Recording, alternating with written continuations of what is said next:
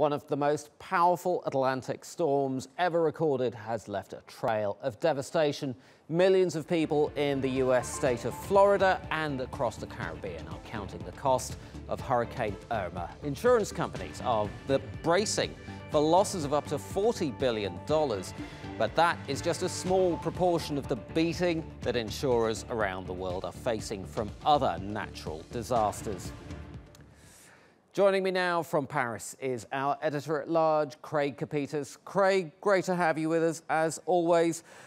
Look, so European reinsurance companies in Frankfurt, quoted in Frankfurt, their shares took a hit today. They came back up quite strongly, but now the industry is predicting those losses that we predicted, that we said they're about $40 billion. Do you think that investors have gotten a little ahead of themselves?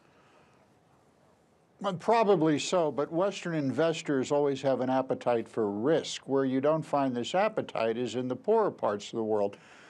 There's two elements. Insurance is really complicated, and I think everyone knows that. So you have to look at it two ways. Insurance pools, where everyone puts their money. Well, pools are made up of people. And then you have two kinds of losses. You have your regular losses and your insured losses. So let's look for one quick second at Hurricane Katrina, which hit New Orleans. Now, they had $176 billion of losses, but only $80 billion of those losses were insured. And that's what the people on the ground actually recouped. In many instances, after taking the insurance companies to court, because the insurance companies don't like to pay out a lot of money. Well, that's a great point, Craig. So you mentioned that it isn't just the US that's being affected, but what about all these other places across the Caribbean? And let's look further afield, even to places like Asia and, South Asia, India, Nepal, Bangladesh. All of these places have also faced massive losses. And a lot of that, as you say, is uninsured. How are they going to cope? Well, they cope with state money when it comes in. You talk about an Asian loss, and I think it was 2008. There was a huge earthquake in Sichuan, China. $125 billion in losses. Only $366 million of that were insured losses, which was peanuts. You talk about the Caribbean. I was speaking today with an insurance broker in Haiti, which is the poorest country in the Western Hemisphere. They don't have enough aggregate numbers to let you know how many people there actually have disaster or homeowner insurance because the place is so poor. But you know what they have a lot? They sell a lot of in Haiti? They sell a lot of kidnapping insurance. Interesting. So, insurance, these disasters obviously are going to take a toll on profits. The insurance companies have thinner and thinner margins. In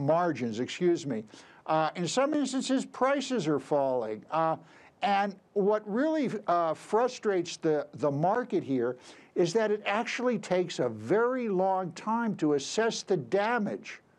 And that creates more uncertainty and ultimately perhaps more liability.